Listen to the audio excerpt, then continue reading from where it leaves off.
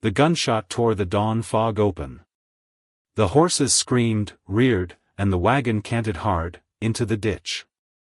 A big hand shoved the woman flat against the floorboards, half a heartbeat, before the second bullet buried itself in the wood, right where her head had been. She didn't scream. She'd learned a long time ago how not to. Powder smoke. Wet mud.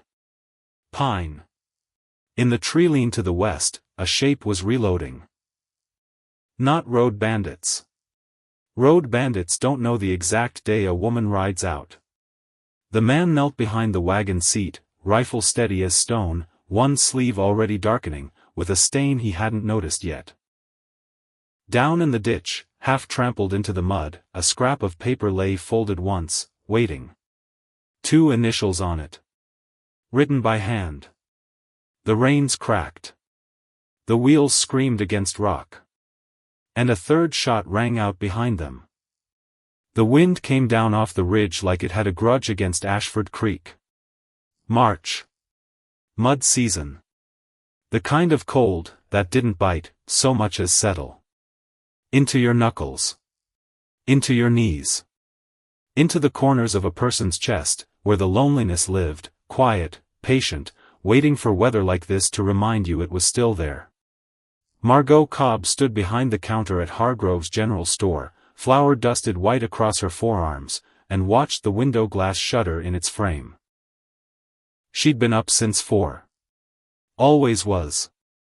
Because the dough didn't rise on anybody's schedule, but its own, and the ovens needed tending, before the sun even thought about clearing the ridge line. Her hands moved without her. Knead.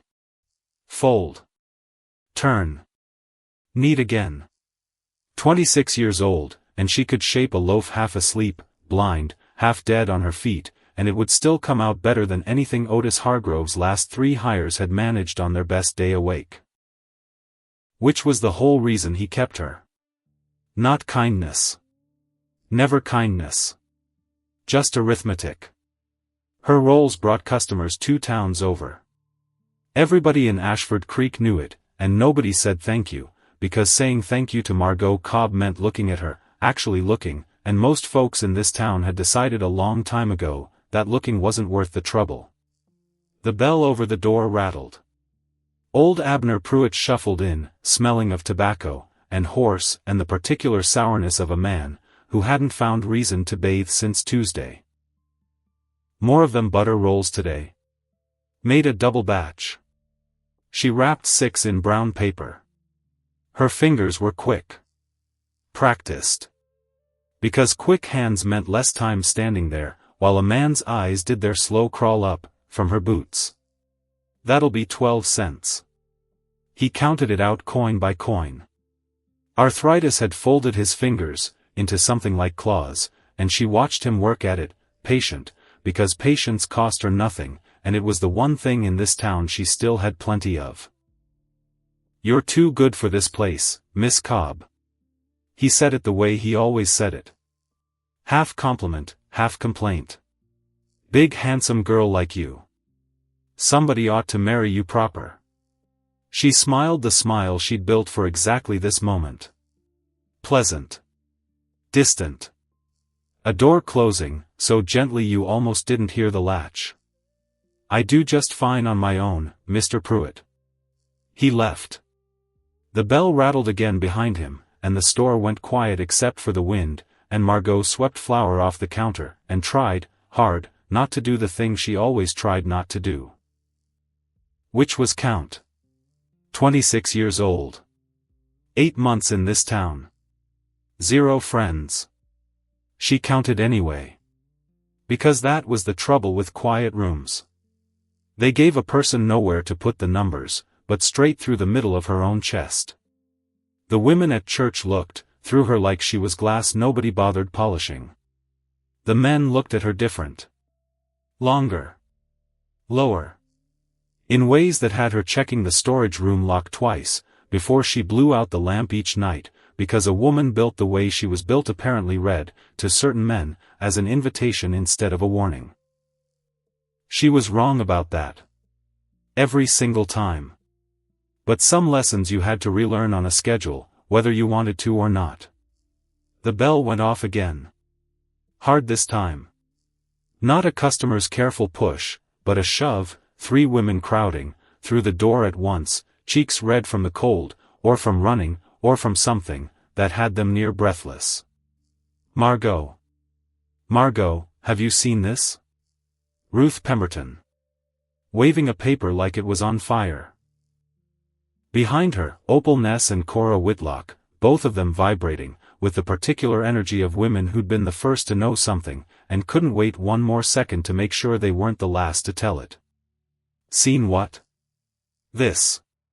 Ruth slapped it down on the counter, flattening it with both palms like it might try to escape. Posted outside the land office not an hour ago. Silas Boone is looking for a wife. Margaux picked it up. Good paper. Precise handwriting.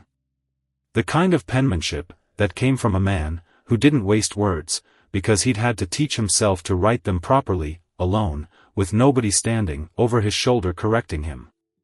Notice. Man of property seeks wife. Must be strong. Honest.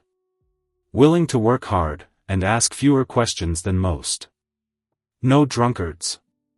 No gossips. No fragile tempers. Life here will be difficult but fair. In return, security. Respect. Equal share in all holdings. One condition above all others. Whoever answers this notice must be able to keep her composure. Even when a man comes asking for money he is owed. Boone Ranch. North Boundary. Serious inquiries only. S. Boone. Margaux read it twice. The first time for the words. The second time for that one sentence sitting crooked in the middle of everything else. Even when a man comes asking for money he is owed. Which was not a line you put in a notice for a wife, unless you already knew, somewhere down deep, that a man was going to come asking. Soon. And that when he did, you needed a witness standing next to you, who wouldn't flinch. Can you believe it? Opal breathed, scandalized and delighted in equal measure. Like ordering a plow out of a catalog. Who'd even answer such a thing, Cora said, wrinkling her nose like the paper itself smelled bad. Everybody knows Silas Boone. Man's a brute. Enormous. Doesn't talk. Killed a fellow once, bare hands, they say. That was ruled self-defense. Margaux said it, before she'd decided to say it. Quiet. Flat. 3 pairs of eyes swung to her like she'd fired a shot. How would you know that? Ruth said, tone sharpening into something closer to a blade. I heard the sheriff mention it. Well. Ruth snatched the notice back off the counter, folding it hard along its original creases like she was trying to fold the whole conversation shut with it. Lawful or not. The man lives up there like some kind of hermit. Ranch bigger than anybody's, works it near enough alone, and won't nobody hire on with him. Why won't anybody hire on? Because he's terrifying, Cora said, the way you'd explain something obvious to a child. 6.5 feet, if he's an inch. Built like something out of a barn door. Comes to town maybe 4 times a year, buys his supplies, doesn't say 10 words, leaves. Sounds like he minds his own business. You defending him now? Ruth's eyebrows climbed. You've never so much as laid eyes on the man. I'm not defending anyone. I just don't see what's wrong with a man asking plainly for what he wants instead of pretending. What's wrong, Ruth said, slow, like she was savoring it, is that it's pathetic. And desperate. And it proves he's so unbearable he can't get a wife the ordinary way like everybody else. They left in a flurry of skirts, and half-swallowed giggles, already racing each other toward the next porch, the next kitchen, the next set of ears, that hadn't heard yet. Margaux stood at the counter, staring at the space where the notice had been. Must be strong. Honest. Willing to work. She thought about the storage room. The single cot. The wash basin with the crack running down one side, that she'd never once had the money to replace. She thought about the $61 folded into a handkerchief under a loose floorboard, and the fact that in 8 months she had made exactly 0 friends, and exactly 1 enemy, and the enemy's name was every single person in this town who'd decided who she was, before she'd ever opened her mouth to tell them otherwise. Security. Respect. Equal share in all holdings. Respect. When was the last time anybody in Ashford Creek had offered her that? She tried to remember. Couldn't. Which told her something, though she wasn't ready yet to say out loud exactly what. By noon the whole town knew. The saloon crowd found it hilarious. Silas Boone, meanest man in 3 counties, so hard up he had to advertise like a man selling a mule. The church ladies found it scandalous, clutching their shawls tighter, wondering aloud what kind of woman would even consider such a thing, and wasn't it a shame, and didn't it just prove what they'd always suspected about that man up on the ridge? The merchants found it inconvenient. Because Boone spent real money, when he came to town, cash on the counter, no haggling, and if he went and married some fool woman, who couldn't stomach frontier life, and ran off inside a season, they stood to lose the business entirely. Margaux needed dough. Shaped loaves. Tried, and mostly failed, to ignore the certainty building in her chest like weather rolling in off the mountains. She'd been in 7 towns across 3 years. 7. The pattern never changed. Find the work. Keep the head down. Save what little she could. Stay until the questions got too pointed, or the attention got too warm, and then move on, before either one caught up to her proper. She was tired. Bone tired. The kind of tired that had nothing left to do with sleep. She was done moving on. At closing, she counted the till, swept the floor, locked the front door behind her. Went into the storage room. Sat on the cot. Pulled the loose board free, with 2 fingers, the way she'd done in 6 different rooms in 6 different towns, and lifted out the small wooden box she kept hidden beneath it. $61.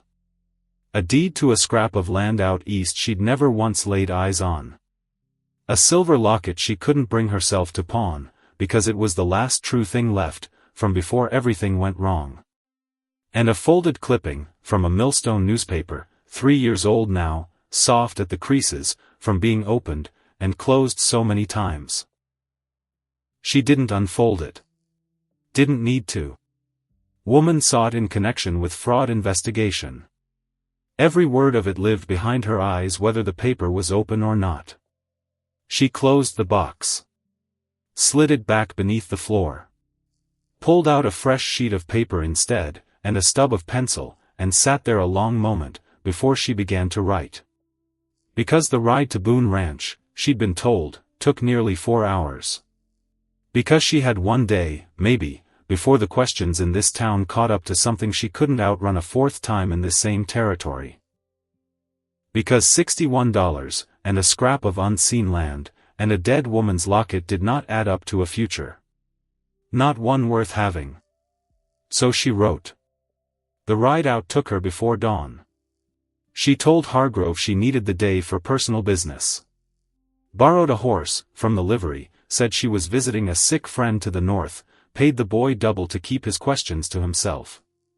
North road to the fork. West trail to the boundary markers. Follow the creek until the valley opened up. She had never ridden this far from town.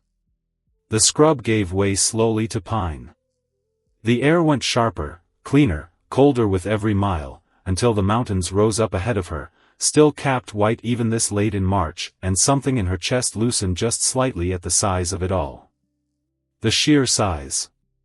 Like the world had finally found room to breathe. The valley opened beneath her all at once. Grassland. Water glinting silver through the middle of it. Timber standing dark along the ridgelines. And there, set down in the center of it like something that had grown there rather than been built, a ranch. Real. Working. Corrals and outbuildings, and a barn big enough to house 20 horses easy. The main house 2 stories of solid timber, a wide porch, a stone chimney breathing smoke straight up, into the still morning air. Somebody was home. Her hands tightened on the reins. She'd rehearsed this a dozen times in her head on the ride out. Every word gone now. Vanished. Because rehearsal was for a version of this, that happened in a room, safe, imagined, and this valley, this ranch, this actual breathing smoke, was none of those things. Turn around, said the voice in her head. Ride back. This is madness. Except. She'd spent 3 years running, from exactly that kind of caution, and where had it gotten her? Nowhere. Nowhere, over and over, dressed up as somewhere new. So she rode down into the valley instead. Silas Boone was shoeing a horse, when he heard hoofbeats on the trail. He didn't look up right away. Finished the nail first. Checked the fit with his thumb. Set the hoof down slow, and gentle, the way you'd set down something you'd decided, somewhere along the way, to be careful with. Easy, he said to the gelding, low.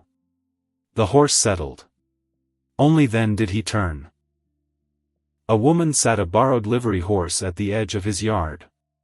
Not young. Late 20s, maybe. Dark hair pulled back tight beneath a plain wool hood, dressed practical, a split riding skirt, a coat that had seen better winters. Broad through the shoulders, and the hips both, built solid, built like a woman, who had done real work her whole life, and wasn't ashamed to show it. And her eyes. Steady. Didn't flinch off him the way most people's did, not even for a second, even though he knew exactly what he looked like, standing there in his own yard, 6.5 feet of a reason for people to cross the street. He knew who she was. The baker. Hargrove's store. Seen her twice, from a distance, noted because she didn't stare, and didn't whisper, when he came, through town, just kept working, with her head down like the rest of the world could wait. Miss Cobb. Not a question. Mr. Boone. Her voice came quieter than he'd expected. But clear. No shake in it, or if there was, she'd buried it deep enough he couldn't find the seam. I came about your notice. Neither of them spoke for a moment. A crow called somewhere back in the pines. The creek ran on, unbothered, somewhere out past the barn. You read all of it? Yes. Understand it? I think so. You think so? He wiped his hands on the rag hanging, from his belt, considering her the way a man considers a fence line he's not, yet sure will hold. Then let me say it plain, so there's no thinking involved. I'm not looking for romance. Not looking for someone to sit pretty in the parlor, and pour tea I don't drink. I need a partner. Somebody who works. Somebody who doesn't break when things get hard. Somebody who says what she means, and means what she says. That's what's on offer. Partnership. Not a fairy tale. I'm not looking for a fairy tale, Mr. Boone. What are you looking for? She met his eyes. A place to stop running. Something in him shifted sideways at that. Small. But real. He studied her closer. Tired, she looked. Not the tired, that came from a short night. The other kind. The kind that settled, into a person, after years of fighting something, that never once let up. Running from what? Does it matter? Might. The law? No. He believed her. Couldn't have said why. But he did. Disappointed somebody, she went on. Made choices people didn't care for. Got tired of explaining myself to folks who'd already decided the ending, before I opened my mouth. People in town talk about me the same way. Say I'm mean. Dangerous. Killed a man. I heard. Doesn't trouble you? You posted a notice instead of just riding into town and taking what you wanted. That tells me something. He almost smiled. Almost. Come inside, he said. I'll make coffee. The house surprised her. Cleaner than she'd let herself expect. Sparse, but tended. A good stove. A table, chairs. A shelf of books along one wall, that had clearly been read, not just displayed. Everything built to his scale, the doorways tall, the furniture solid, and he moved, through it careful, deliberate, a big man who'd taught himself, over years to be gentle around things that could break. He poured coffee, from a pot already sitting warm on the stove. Milk? Black's fine. They sat across from each other. The silence stretched. It wasn't the uncomfortable kind. Why'd you post the notice? She asked it, before the coffee had even cooled enough to drink. Because I'm tired of being alone. Built this place over 10 years. Got land. Water. Timber. Livestock. Everything a man could want except somebody to share it with. Tried the ordinary way first. Church socials. Town dances. Didn't work.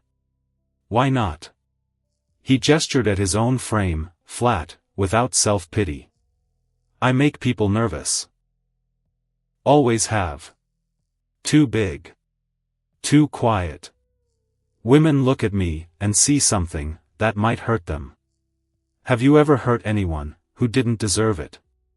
No. Then they're fools. This time he did smile. Just barely. Just at the corner. Maybe. But fool or not, I got tired of trying, and failing the regular way. Figured I'd be honest about what I want instead. See if anybody out there was brave enough to answer honest with honest. And I'm the first. Only. She turned that over in her mind. You don't know one thing about me. I know you work. Every day, no complaint. I know you don't gossip. I've watched you shut a conversation down cold, when the gossips come circling. And I know you rode 4 hours alone to a stranger's ranch on nothing, but a notice, and your own 2 eyes. Which means you're braver than this whole territory's given you credit for. Or more desperate. Maybe both. He drank. Set the cup down. Can you shoot? Rifle or pistol? Either. Both. Not fancy. But I hit what I aim at. Ride. Well enough. Cook. Better than most. Handle cattle. Chickens. Pigs. Never cattle. I'll teach you. He paused, and for the first time something like caution crossed his face. This isn't a small operation, Miss Cobb. 3,000 acres. 200 head. Army beef contracts. Timber rights, water rights, mineral rights besides. If we marry, half of all of it becomes yours. Legal. I'll have the papers drawn proper. Her breath caught somewhere behind her ribs. That's, she started. Fair, he finished for her. You'll be working the same hours I do. You'll earn every acre of it. Why would you trust a stranger, with that much? Because if I can't trust my own wife, there's no point in having one. It was the least romantic proposal she had ever heard in her life. And somehow, sitting there in the sharp clean cold light of his kitchen, it very nearly made her cry. I need to think, she said. Take your time. Can I? She stopped. Started again. Can I see the rest of it? The land. I'll saddle horses. They rode 2 hours across the boundary lines. He showed her the creek, that never ran dry even in the driest August, the timber stands he was working section by section, so the land could keep giving for another 50 years, the cattle grazing loose in the south pasture, the garden plot lying empty and dark and rich, waiting. Not much of a gardener myself, he admitted. But the ground's good. You could grow near anything in it. They stopped on a ridge above the valley. Wind sharp with pine and coming snow. Below them the ranch spread out like something out of a dream a tired man had held onto for 10 years, without telling a soul. It's beautiful, she said, quiet. It's hard. He said it flat, no romance in it at all. Winters here will bury you. Snowed in 3 weeks some years. Cattle die. Things break. People get hurt, and help's a long ride off. You could go days seeing nobody but me. And you think that would frighten me off? He looked at her then. Really looked. I think you've spent a long while making yourself smaller than you are. Quieter. Less. This place doesn't want less from anybody. It wants everything a person's got. Something in her chest cracked open, quiet, private, and she said nothing at all for a long moment, because there was nothing safe to say. When do you need an answer? No rush. Come back when you're ready. If you're ready. She turned her horse toward town. Stopped. Mr. Boone. Silas. Silas. The name sat strange, and new in her mouth. What happened to the man you killed? His jaw went tight. Cheating at cards. I called it. He drew on me. Missed. I didn't. And people blame you for that. People need somebody to be afraid of. Makes the rest of them feel safer, having a monster to point at. He met her eyes, steady. I stopped trying to talk them out of it. Got more peace that way. She nodded, slow. I'll have an answer in 3 days. I'll be here. The ride back to Ashford Creek felt longer than the ride out. Her mind wouldn't settle. 3,000 acres. Partnership. Respect. Round and round, the same words, until the storage room, and the sidelong looks, and the endless moving felt, for the first time in 3 years, like a door she might actually be allowed to close behind her. But there was still the box under the floorboard. Still the clipping. Still the plain fact, that sooner or later, in every single town, somebody found her out. Out there, though. Miles from anywhere. Who would even think to look? She reached Ashford Creek at dusk. And that was, when everything sped up all at once, the way it does, the way trouble never does you the courtesy of waiting its turn. The store window was already broken, when she got there. A rock, still sitting in the middle of the floor amid the glass, like it had been thrown by somebody, who wanted her to know exactly what it meant. Hargrove was waiting. What happened? Somebody's opinion, she said, sweeping glass with hands that didn't shake, though her voice, if she was honest, did just slightly. About my personal business. This is about Boone. Not a question. I haven't caused any trouble. You rode out to see him. Alone. So people talk, Margaux. He ran a hand through his hair. I've got a family. A reputation. Folks start thinking I'm keeping a woman of loose character on my payroll. Loose character. The words came out flat, dangerous. I visited a man who posted a public notice in broad daylight asking honestly for a wife. How is that loose? It isn't proper. Neither is a rock through a window. They stared at each other across the glass. I'm sorry, he said finally. And he did sound sorry, which somehow made it worse. But I need you to go. You're firing me. Week's pay. Good reference. But yes. She set down the broom. I'll be out by tonight. It took her under an hour to pack. The box. The clothes. The savings, $61, that suddenly felt like both everything, and nothing at all. She stood in the empty storage room, and waited to feel something. Grief, maybe. Or fear. What she felt instead was relief. She walked straight to the telegraph office, and wrote it out herself, careful, economical, because every word cost money, and she had exactly enough to spare on this one thing, and nothing more. S. Boone. Boone Ranch. Answer is yes. M. Cobb. The reply came back 3 hours later, while she sat waiting in the lobby of the boarding house, with her whole life packed, into one wooden box, and one canvas bag. Come tomorrow. Bring everything. S.B. She read it twice. Folded it. Held it in both hands like it might try to fly off, if she loosened her grip. That night, in a rented bed in a town that no longer wanted her, Margaux Cobb slept better than she had in 3 years.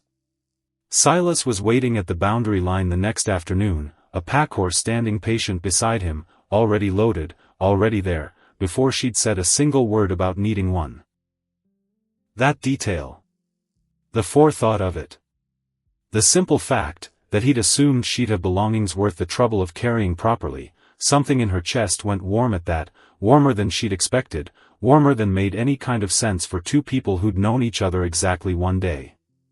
You came, he said. Did you think I wouldn't? Wasn't sure. They rode together, side by side, the valley opening gold ahead of them in the low afternoon light. What happened in town? He asked. I got fired. His jaw tightened, just slightly. Because of me? Because of small minds, and a rock, through a window. Sorry. Don't be. I'm not. They reached the ranch, as the sun dropped behind the mountains, and he helped her down off the horse, hands careful despite their size, the way he was careful, with everything that could break. I'll put your things in the guest room, he said. Unless you'd rather the other. Your choice. Guest room's fine. For now. Land office tomorrow. Get the papers signed proper.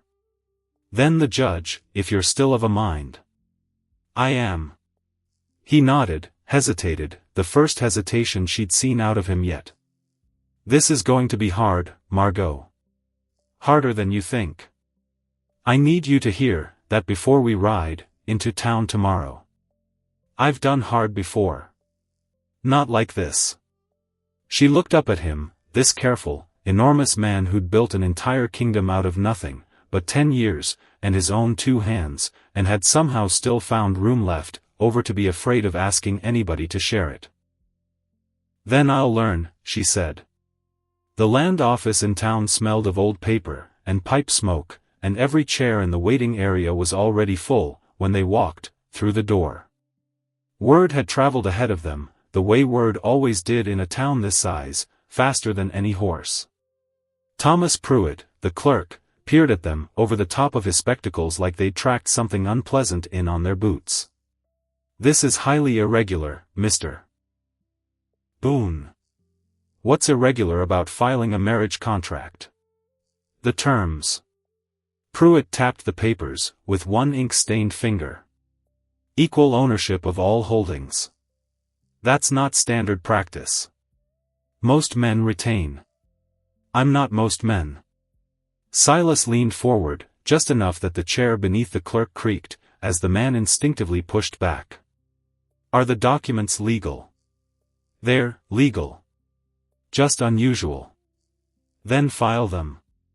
Somewhere behind them, in the crowded row of chairs, somebody whispered something Margaux didn't catch, and didn't want to. She'd learned a long time ago, that turning around only fed the fire. Pruitt dipped his pen, wrote, the scratch of the nib the only sound in the room besides the wind rattling the window glass. When he finished he turned the ledger toward them. Sign here. Both. Silas signed first, his handwriting surprisingly elegant for a hand, that size, careful, deliberate, a man who'd clearly taught himself to write properly, and had never once let the effort show. He offered her the pen. She hesitated, one breath, 1/2 second, where the whole of her old life, and the whole of whatever came next balanced on the tip of that nib. Then she signed. Margaux Jane Cobb. Witnessed and recorded. Pruitt blotted the page. Judge Ambrose's office is across the square. You'll want him for the marriage itself. Outside, the crowd from the land office had followed them, onto the boardwalk, trailing at a distance, murmuring, and Margaux felt every set of eyes on her like something crawling. "You all right?" Silas asked, low. "Fine." "You don't look fine." "I'm not used to being a spectacle." "Get used to it. They'll watch us for weeks." He glanced back at the crowd, not troubled so much as resigned. "Waiting for one of us to crack. Prove them right. And if we don't, then eventually they'll find something else to talk about." Judge Ambrose's office sat above the courthouse, and the judge himself was a small, sharp-eyed man well into his 60s, ink permanently staining 2 fingers of his right hand. He looked up, when they came in, took off his reading glasses slow, deliberate. "Silas Boone. Been a long while." His gaze slid to Margaux. "And you'd be?" "Margaux Cobb. The baker. From Hargrove's." He gestured them both toward chairs. Silas remained standing, until the judge gave him a pointed look, and folded himself, with some difficulty, into a chair built for a smaller man. "You understand what you're doing here. Marriage is a legal contract. Binding. Not something to walk into lightly." "I understand." "Do you?" He leaned back. "Because from where I sit, this looks rushed." "You've known Mr. Boone what, 3 days now?" "2, Margaux said. "But I know what I need to know." "Which is?" "That he's honest. That what he's offering is partnership, not ownership. That he keeps his word." Ambrose's eyebrows lifted slightly, and he turned to Silas. "You explained the realities to her. The isolation. The work." "I did." "And you're prepared to honor the terms you filed?" "Equal ownership. Wouldn't have filed them otherwise." The judge studied them both a long moment, then pulled a worn leather book from the drawer, and opened it to a marked page. "Join hands." Her hand disappeared entirely into his. His palm was rough, warm, his grip careful, the way everything about him was careful. Ambrose read through the ceremony quick, no embellishment, nothing about love, or cherishing, only legal obligation, and witnessed consent, and when he reached the end he looked up. "Silas Boone. Do you take this woman, as your lawfully wedded wife?" "I do." "Margaux Cobb. Do you take this man, as your lawfully wedded husband?" Her mouth had gone dry. The room felt suddenly airless. She thought of the endless towns behind her strung out like beads on a string she was finally allowed to cut. "I do."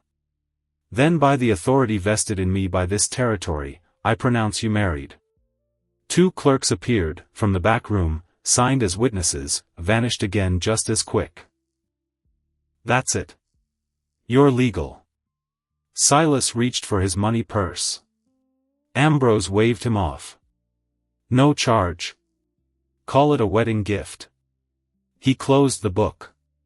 "Advice, though, if you'll take it. People are going to test you both. Poke and prod, wait for the cracks to show. Don't give them any." "Wasn't planning to," Silas said. "Good." Ambrose stood, offered his hand. "Mrs. Boone. Welcome to the territory." The name hit her like something physical. Mrs. Boone. Margaux Cobb, the woman who'd run through 7 towns in 3 years, was, in the space of one signature, simply gone. They walked out, into the cold afternoon light married, and the crowd outside had grown. 40 people, maybe more, clustered in knots along the boardwalk, whispering behind gloved hands. Ruth Pemberton stood dead center, arms crossed, mouth already curling. "Well," she called out, loud enough to carry. Isn't this romantic? 2 whole days of courtship. Practically a lifetime. Silas didn't so much as slow his stride. Margaux tried to do the same. Must be true love, Ruth pressed on, louder now, drawing a small ripple of laughter from somewhere behind her. Tell me, Mrs. Boone. Did you tell your new husband why you never stay anywhere long? Margaux's stomach dropped. I don't know what you mean.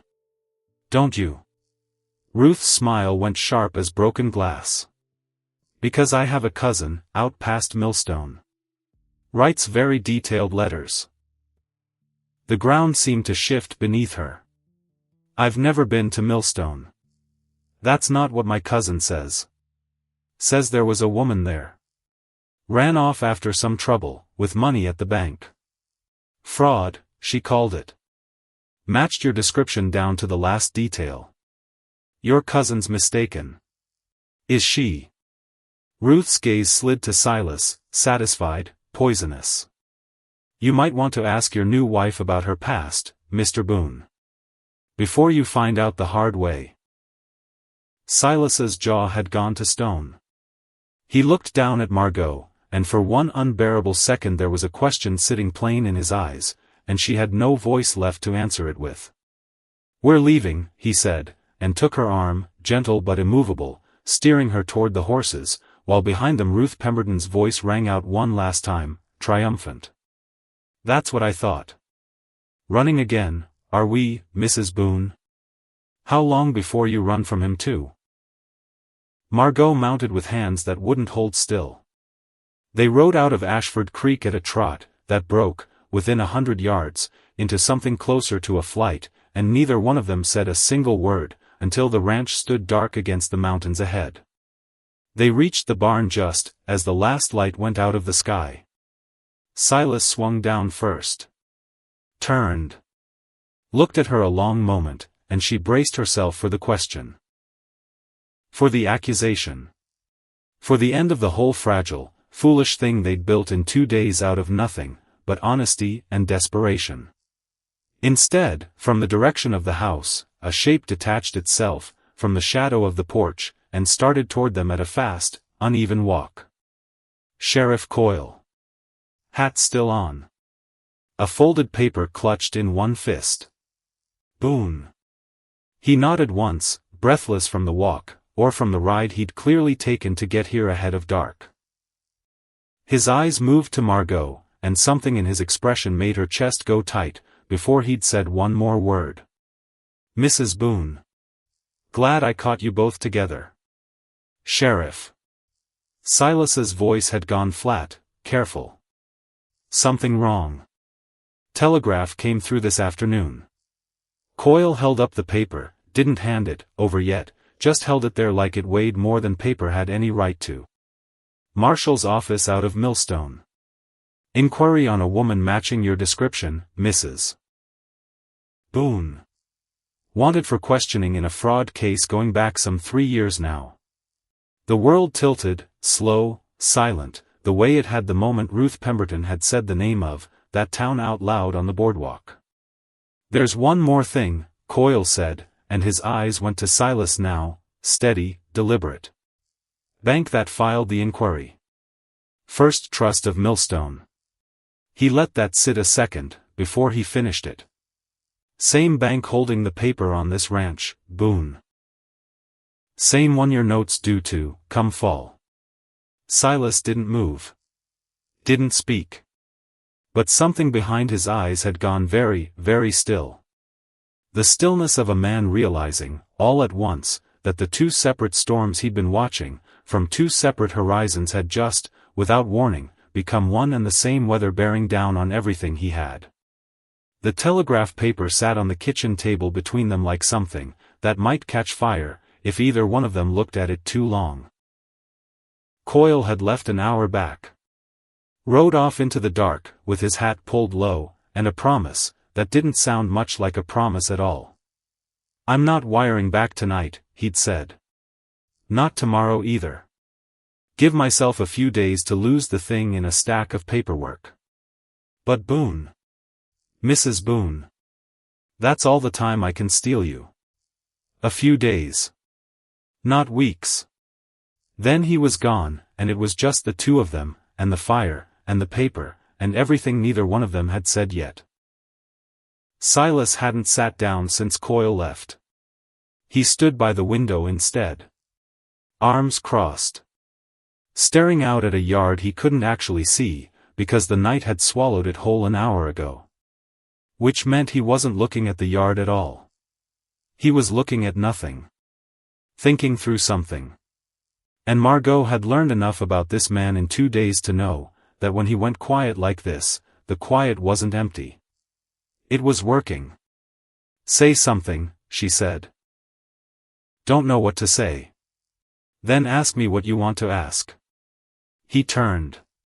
And there it was, finally, sitting plain on his face, not anger, not exactly. Something worse. Something closer to a man trying to decide how much of the ground under his own boots he could still trust. Is it true? Which part? Any of it? All of it? She pulled out a chair. Saturday. Because standing suddenly felt like something she didn't have the strength left to do properly, not with this conversation coming, not with her whole chest already caving in around the shape of it.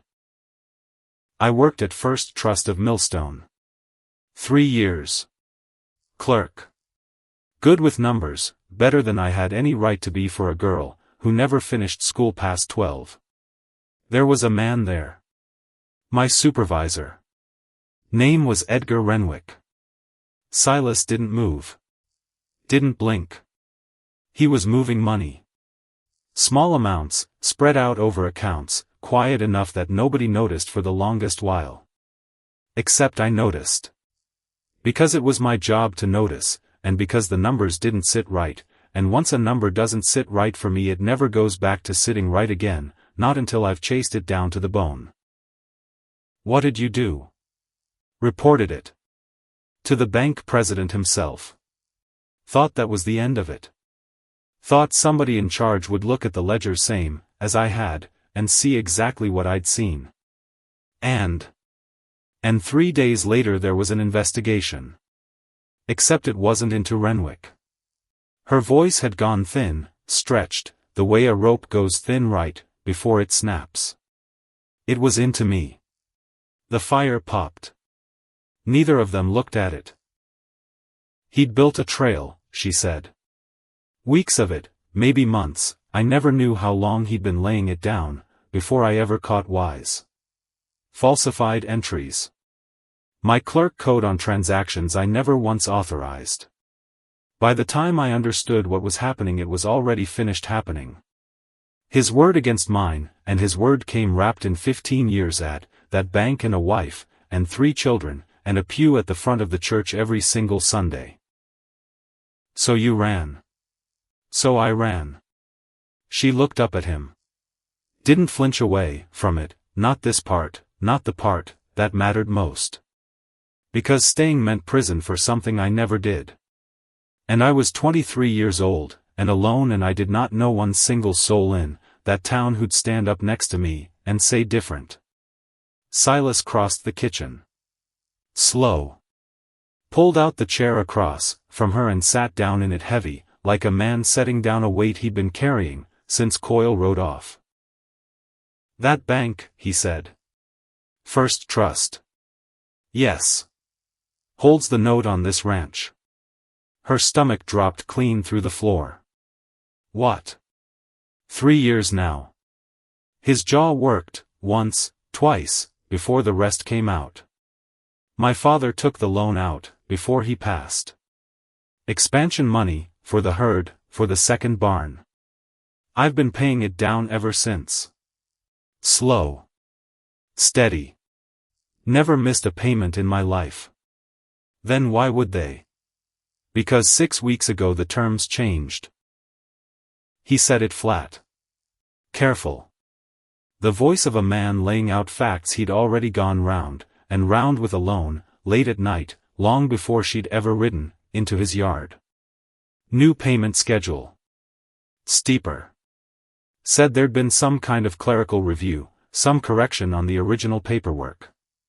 I've got a payment due end of summer that's near double what I was promised, when my father signed. Show me. Margaux. Show me the papers, Silas. He went and got them. A leather folder, worn soft at the corners, the kind of folder a man kept in a drawer, and pulled out at night, when he thought nobody was watching him worry over it. She spread the pages across the table. Read. Read again. And somewhere in the second reading her hands went still, and her breath went short, and something cold and familiar crawled up the back of her neck like she'd felt this exact feeling once, before in a room 300 miles from here. This signature. She tapped the page, hard, twice. Your father's signature. On the amended schedule. What about it? It's wrong. Wrong how? The loop on the S. Your father signed the original note, didn't he? Same hand throughout, I'd guess. A man doesn't change how he writes his own name. Never once. Then look. She laid the original note beside the amendment, side by side, her finger moving between them quick and certain. Here. The S starts high, curls under, comes back up sharp at the end. Every single time, on every page of the original. And here. Her finger stabbed the amendment. Starts low. Curls the wrong direction. Comes back flat. Silas leaned in close, and for a long moment neither one of them breathed. Somebody forged it, he said. Quiet. Almost too quiet to hear. Somebody good. Good enough to fool a clerk, who wasn't looking close. Not good enough to fool somebody who spent 3 years reading forged signatures for a living, before she ever knew that's what she was reading. He sat back slow, and something moved across his face, that she hadn't seen there, yet in 2 days of knowing him. Not fear exactly. Recognition. The particular, sick recognition of a man realizing the ground he'd built his whole life on top of had never been quite as solid as he'd believed. Same bank, he said. Same bank. Same 3 years. Silas. She said his name careful, because what she was about to say next felt like setting a match to something neither one of them could put back out once it caught. What if it isn't a coincidence? He didn't answer that. Didn't have to. The look on his face said he'd already started chasing that same thought down the same dark hallway she had, and neither one of them much cared for, where it seemed to be leading. The days after that moved strange. Fast in some ways, and slow in every other way that mattered. Fast, because there wasn't time to waste being afraid of things, not with a truce, from a small-town sheriff, that had an expiration date stamped somewhere on it neither of them could see. Slow, because every single chore around the ranch still had to get done regardless of what storm was building on the horizon. Cattle didn't care about forged signatures. Fences didn't mend themselves on account of a woman's fraud investigation catching up 2 states late. So they worked. Because working was the only thing either one of them knew how to do, with fear that had nowhere else to go. And in between the working, they made a plan. There's a detective agency out of Denver, Silas said, 3 mornings after Coyle's visit, over coffee that had gone cold twice already, because neither one of them could sit still long enough to drink it. Hawthorne. Does work for the railroads mostly. Fraud cases. Embezzlement. Expensive. Everything's expensive. He said it the way a man says a thing he's already decided isn't worth arguing over. Questions whether it's more expensive than losing this ranch to a forged signature, and a woman going to prison for a crime somebody else committed. You'd spend that kind of money. On me. On us. His eyes came up, steady, and there was something in them that hadn't been there the first day she'd ridden into his yard. Something that had grown in 3 days the way things sometimes grow fast in thin soil, when the conditions are exactly, precisely right. Which is the whole point of the papers we signed, Margaux. Equal ownership. Equal trouble. They wrote the letter together that same night. Careful. Measured. Not too desperate, not too vague, because a detective agency charged more for a case that smelled like panic than one that smelled like sense. They sent it the next morning, into town, by a boy Silas trusted to keep his mouth shut for $1, and the promise of another, if he kept it shut a good long while after. The reply came back 6 days later. Faster than either of them expected. Which should have told them something right there, though neither one caught the warning in it, until later, until it was already too late to matter. Owen Marsh arrived on a gray gelding 2 weeks after that, a lean man somewhere past 40, with quick eyes, and a notebook he seemed to produce, from nowhere every time somebody said something worth writing down. Mr. Boone. Mrs. Boone. He shook both their hands, firm, no wasted motion in it. Agency sent me straight through once your letter crossed my desk. Fraud cases involving a working ranch and an active mortgage. That's not something we let sit in a stack. You believe us, Margaux said. Not quite a question. I believe there's something worth looking at. Belief comes later, after the looking. He set his bag down on the porch step, businesslike, no comfort offered, and none pretended. Tell me everything. Start from Millstone. Don't leave anything out, because you think it makes you look bad. The parts that make you look bad are usually the parts that end up mattering most. So she told him. All of it, this time, start to finish, 3 years compressed, into 2 hours at the kitchen table, while Silas sat beside her, quiet, present, one hand resting flat on the table close enough to hers, that she could feel the warmth of it, without either one of them saying a single word about why. Marsh wrote fast. Stopped her twice to ask a date again, a name again, an amount again. When she finished, he sat back, and looked at both of them a long moment. Edgar Renwick, he said.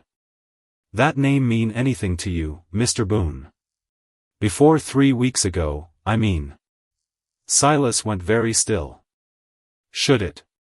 Man's got a history in this territory. Long before Millstone. Before the bank job, that got him his fine coat, and his church pew. Marsh flipped back several pages in his notebook, scanning. Agency keeps files on certain names.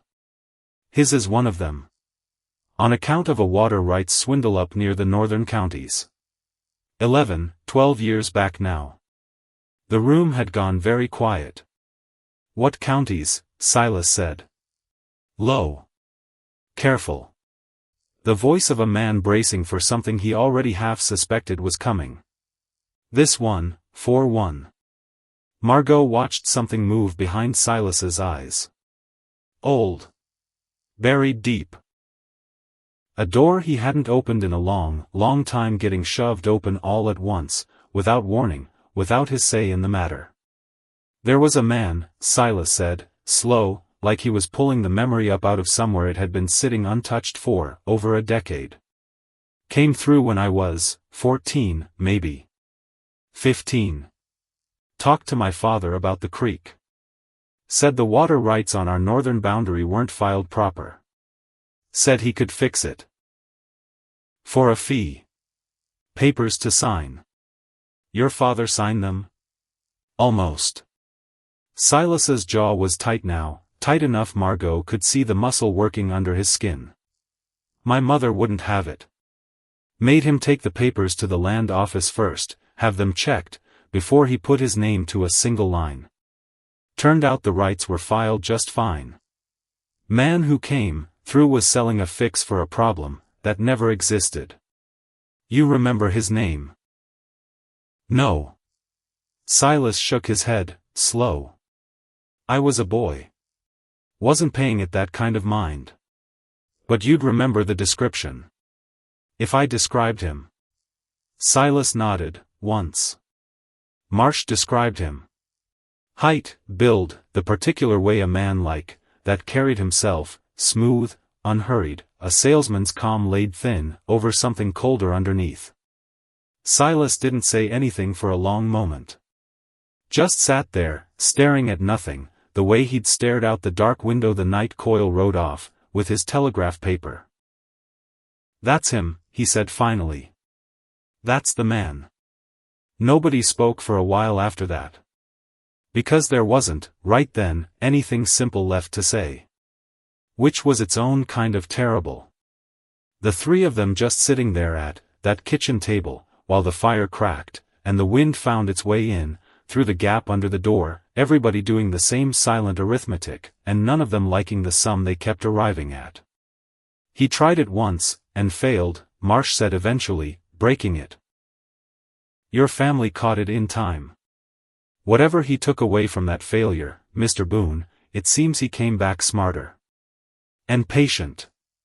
Patient enough to wait a whole decade, and try the same territory again, different family, different angle, but the same hand behind it. My parents never knew," Silas said, quiet. "Never knew how close it came. They passed a year after. Cholera. Both of them inside the same week." He looked up, and there was something raw in his face now, something that had nothing to do with mortgages or forged signatures. Whatever this Renwick was building toward back then, it never got the chance to finish. "I always figured that was the end of it. One bad man passing through once and moving on. Men like that don't move on," Marsh said. "They regroup. And they remember what worked part way, and what didn't, and they come back better armed the second time." Margaux reached over, without thinking, and put her hand flat over Silas's on the table. He didn't pull away. Didn't look at her either, not right away. Just sat there, with the weight of a decade-old almost tragedy resting fresh on top of the current one, and let her hand stay where it was. "So he's coming for the ranch," Silas said finally. "I'd wager he's already halfway to having it," Marsh said. "The forged amendment. The convenient fraud inquiry surfacing right when your wife arrives, because that timing is not accident, Mr. Boone, that is a man clearing obstacles in a particular order. First he discredits the witness, who might recognize his handwriting for what it is. Then he squeezes the ranch, through a mortgage nobody can prove was tampered with. Two birds. One stone. One very patient, very careful stone. How do we stop him? Same way your wife caught it the first time. Paper trail." Marsh closed his notebook, businesslike again, the emotion of the last few minutes folded away same as the pages. "I'll need access to the original loan documents. Bank records if we can get them, though a bank that's complicit won't hand those over willing. I'll need whatever's left of the Millstone investigation file, if any of it survived. And I'll need time. Which, from what you've told me about your sheriff's patience, is the one thing you don't have much spare of. How much time do you need?" "More than he's giving you. Which means we work fast, and we work smart, and we hope Renwick's gotten arrogant enough in 10 years of getting away with things that he's left something careless lying around for us to find." He rode out the next morning, before dawn, headed first for the county land office, then east toward Millstone itself, and the ranch went quiet in the particular way a place goes quiet after somebody said something that can't be unsaid. They fell into work, because work was the only medicine either of them had. Silas taught her the cattle in earnest now, no longer as a courtesy, but as a necessity, because if Marsh came back with bad news, and the bank came calling regardless, they'd need every hand the ranch could muster, and Margaux intended to be one of them, not a spectator waiting in the kitchen for the men to sort it out. She learned to read a sick animal by the set of its ears. Learned to throw a rope, without burning the skin off her palms, though it took a full week, and more curses than she'd spoken aloud in a decade, before she managed it clean.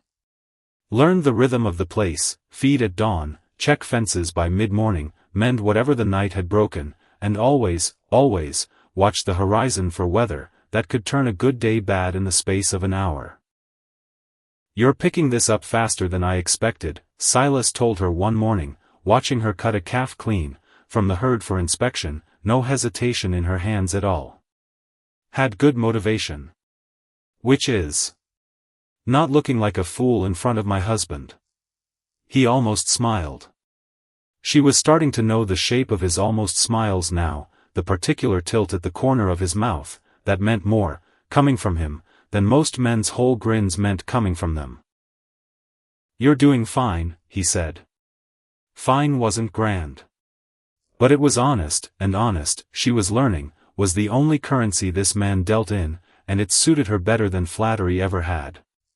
They still slept in separate rooms. Neither one brought it up. There was too much else pressing at the walls of the house already: Renwick, the note, the telegraph sitting like a coiled snake in the drawer, where Silas had put it, for either of them to spend much breath on the question of, where they each laid their heads at night. But something was shifting between them all the same. Small things. The way he'd started leaving coffee poured, and waiting for her most mornings, already knowing how she liked it, before she'd said a word. The way she'd taken to mending the tear in his work coat, without being asked, because she'd noticed it, and it had bothered her, quiet, the way small unfinished things do. 9 days after Marsh rode out, the trouble started catching up with them proper. It began small. A section of the north fence found down one morning, 3 posts snapped clean at the base, not weathered through, but broken, deliberate, the kind of break a man makes, with a maul, when he wants it to look accidental to anybody, who isn't looking close. "Storm did that," Silas said, standing over the wreckage, though his voice didn't sound like it believed its own words. "There was no storm," Margaux said. "Not one strong enough for this." "I'd have heard it." He crouched. Ran his thumb along the break in the wood. Splintered wrong. Too clean at the base, too ragged higher up, the pattern of something struck hard, and struck on purpose rather than something, that had simply given way to weather and years. "Cat'll get through here," he said, standing, jaw tight. "Straight down to the creek. Take 3 days minimum to round them all back proper, if we're lucky, and the weather holds." "Lucky," Margaux repeated, flat, because luck felt like exactly the wrong word for anything happening on this ranch lately. For days after that, worse. She woke to the smell of smoke, before dawn broke, and for one long, frozen half-second lying there in the dark she thought the house itself was burning, thought the whole thing was ending right there, before it had even properly begun. Then Silas's voice, from the yard, raw, shouting her name, and she was up, and out of bed, and running before her mind had even finished catching up to her legs. The hay store. Half the winter's feed, already burning, orange light throwing itself up against the black sky like something out of a bad dream she couldn't wake from fast enough. They fought it, with buckets from the creek, the 2 of them, and Emmett Boyle, who lived nearest, and had seen the glow, from his own porch, and come running, with his nephew close behind, all 4 of them working, until their arms shook, and their lungs burned worse than the fire itself, until finally, close to dawn, the flames gave up more, from exhaustion than, from anything they'd managed to throw at it. Half the hay gone. Enough left, maybe, if the winter came gentle. Except winters in this territory never came gentle, not once in 10 years, Silas told her later, sitting on the porch step, with soot still smeared black across his forearms, staring out at the smoking ruin of what should have carried his herd clean, through to spring. "That wasn't weather," he said. "Flat. Certain. No. Somebody wants us gone, before Marsh gets back, with anything solid. Or wants us broke enough we can't fight the bank even, if he does." They sat with that a long while. The sun coming up gray, and indifferent over a valley that, 3 weeks ago, had felt to Margaux like the safest place on the whole earth, and now felt like a thing under siege, from all sides at once. Emmett Boyle stayed to help clear the char the next morning, and it was his nephew, Tobias, who gave it away. The boy was 18, quiet, good with the cattle, been on and off doing day work for Silas most of the past year. And that morning, raking through the black wreckage of the hay store alongside Margaux, he couldn't hold her eye. Kept his gaze down on the rake, on the ground, on anything that wasn't her face. She noticed. Because noticing things people didn't want noticed had kept her alive for 3 years running, and the habit didn't switch off just because the running had finally stopped. Tobias. Ma'am. Look at me. He did, and there it was, plain as anything, guilt sitting fresh, and raw right there behind his eyes, the particular kind of guilt a young man carries, when he's done something he can't undo, and doesn't know, yet how to confess to. "Who told you to loosen that fence latch?" she said. Quiet. Not accusing yet. Just certain. His face went white. "I don't, ma'am, I never." Tobias. Silas's voice, from behind her, low, and the boy nearly dropped the rake at the sound of it. "Look at my wife, when she's talking to you." The boy's hands were shaking now. He set the rake down slow, like it had suddenly gotten too heavy to hold. "There's a man," he said, and his voice cracked halfway, through the word, cracked like a boy's voice does even, when the rest of him is trying, so hard to sound like a man.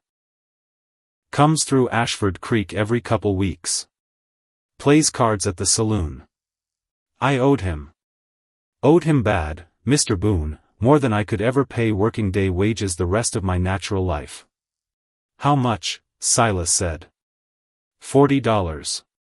$40, Margaux repeated, and something in her chest went cold, and sick at how small a number it was, how small a number it took to turn a decent boy into somebody willing to break a man's fence in the dark.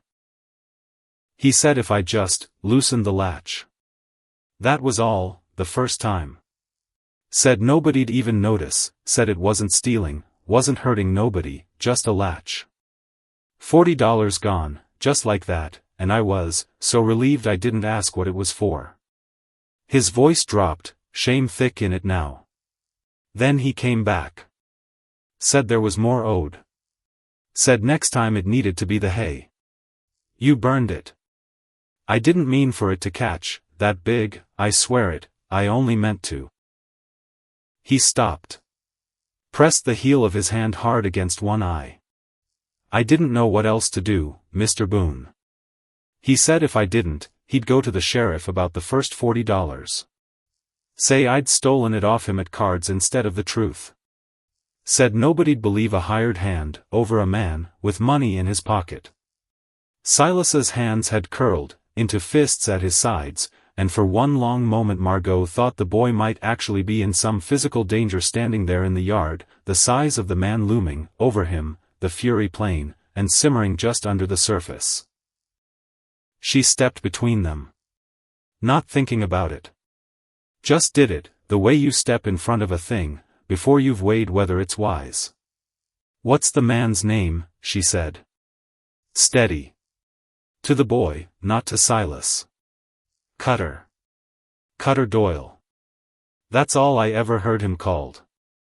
Margaux felt something click into place, quiet and cold, the same click she used to feel 3 years ago hunched over ledgers in Millstone, when a number that hadn't sat right finally showed her why. "Silas." She said his name careful, a hand light on his forearm, feeling the tension still coiled hard beneath his sleeve. "Doyle's a hired man. Somebody's hiring him." "Renwick," Silas said. Flat. Certain as sunrise. "Likely."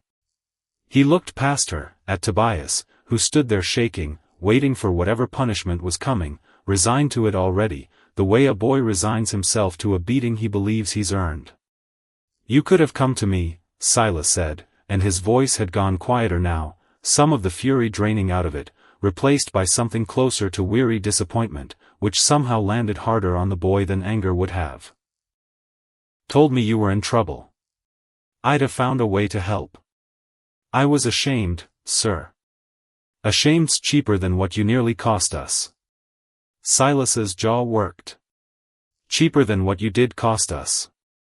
Half our winter feed, gone. I know it. I'll pay it back. Every cent, however long it takes, I swear it to you." Silas looked at him a long, silent moment. Margaux watched something shift behind his eyes, the same kind of shift she'd watched happen inside herself, days ago, standing in his kitchen deciding whether a stranger's word was worth trusting, with half of everything he owned. "There's a difference," Silas said finally, slow, "between a man who does wrong, because he's rotten clean through, and a boy who does wrong, because he's scared, and cornered and doesn't see any other door. I've got no patience left for the first kind. But I might still have some for the second. Provided he earns it back proper." Tobias's head came up, hope flickering raw, and uncertain across his face. "Tell us everything," Margaux said. "Every single thing Doyle said to you. Every time he's come around, what he's asked, what he's threatened. If you help us find the man behind him, that's a start toward paying it back. That means something more than money ever could." The boy talked for the better part of an hour, and by the end of it they had 3 things they hadn't had that morning. A name. A pattern. Doyle came through every second Thursday, always after dark, always at the saloon first, before he went looking for whoever he needed, that particular trip. And a location, a line shack out past the eastern boundary, where Tobias said he'd once seen Doyle meet, with a second man, better dressed, who never once gave his name, but who Tobias, describing him slow, and careful at Margaux's prompting, described in exact, and damning detail, as the very same man Owen Marsh had described 3 weeks before at their kitchen table. Marsh returned 11 days later, dust thick on his coat, a leather satchel of documents under one arm, and an expression on his face that told them, before he'd said a single word, that he'd found something worth the long ride. "Millstone investigation files mostly intact," he said, spreading papers across the kitchen table, while Margaux and Silas crowded close on either side of him. "More than that. I found the original clerk, who processed your husband's family's water rights inquiry, 12 years back. Man's retired now. Talked plenty once he understood what we were chasing. And," Silas said. "And he remembered the visitor.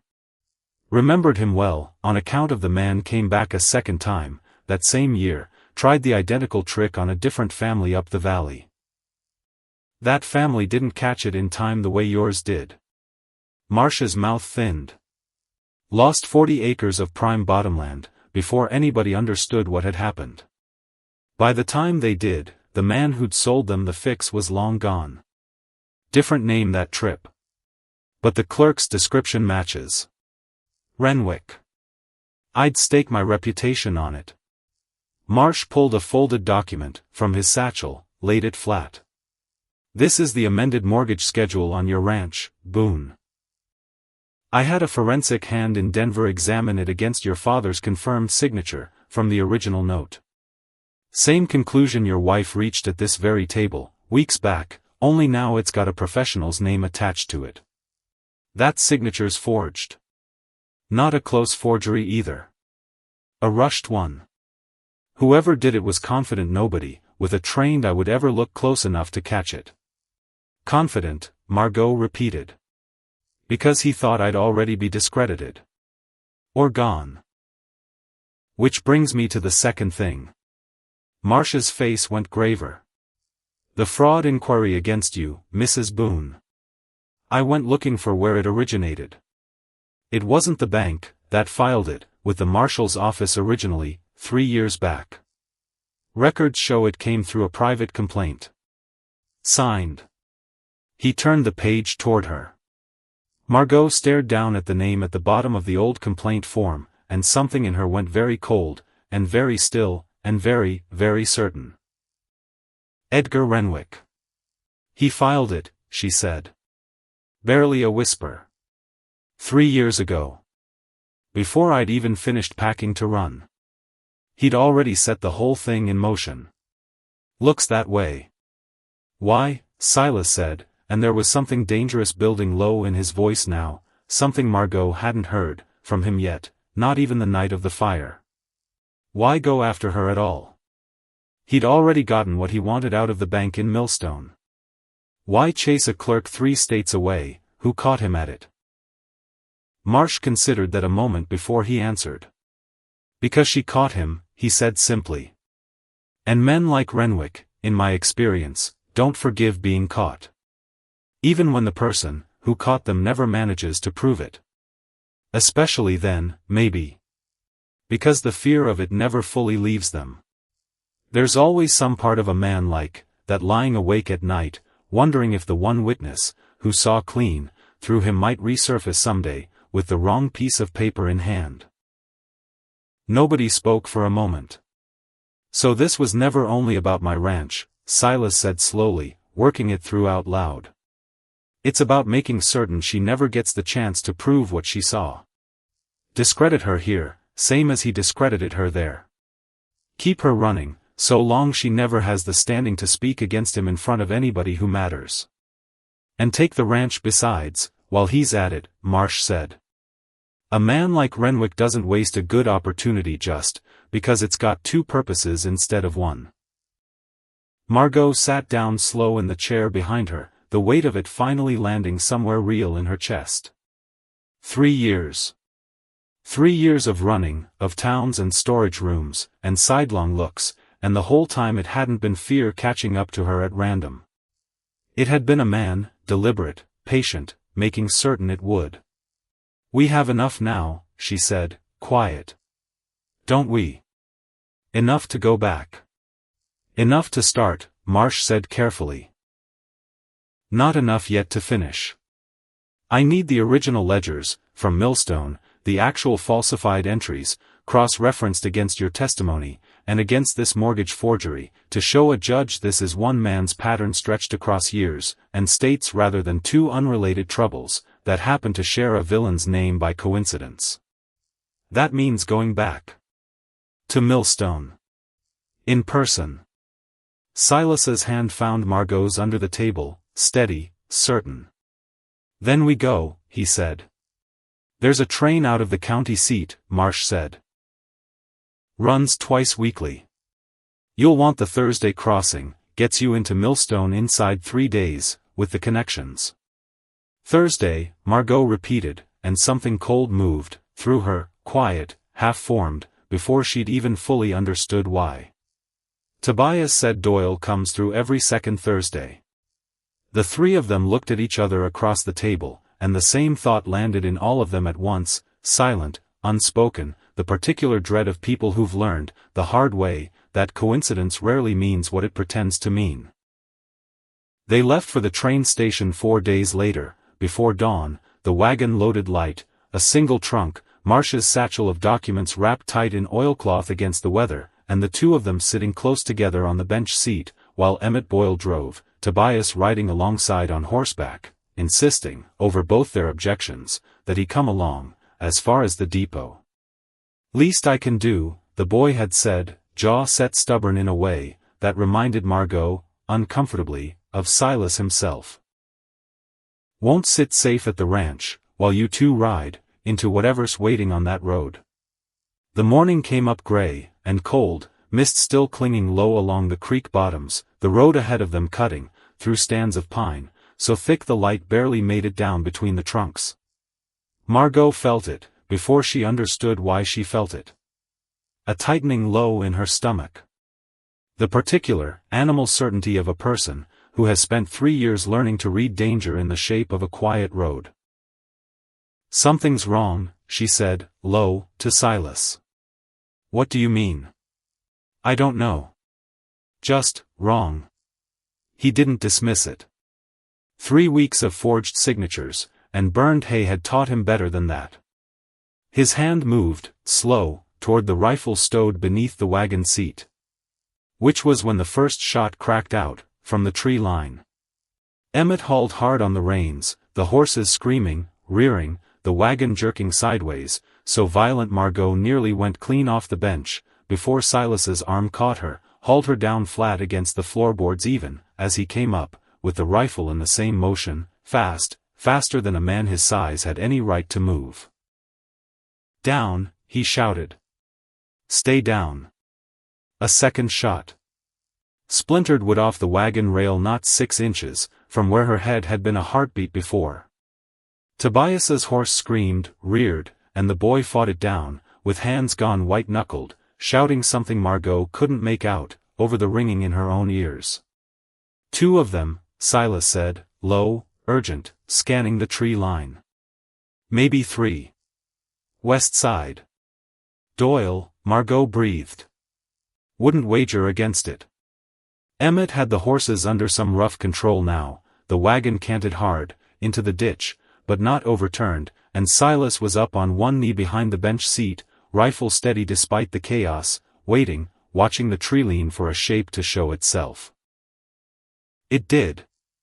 A man stepped out, from behind a pine trunk, rifle already raised, and Silas fired, before the man had fully cleared the tree, the shot going wide, but close enough to send the man scrambling back, into cover with a shout of surprise more than pain.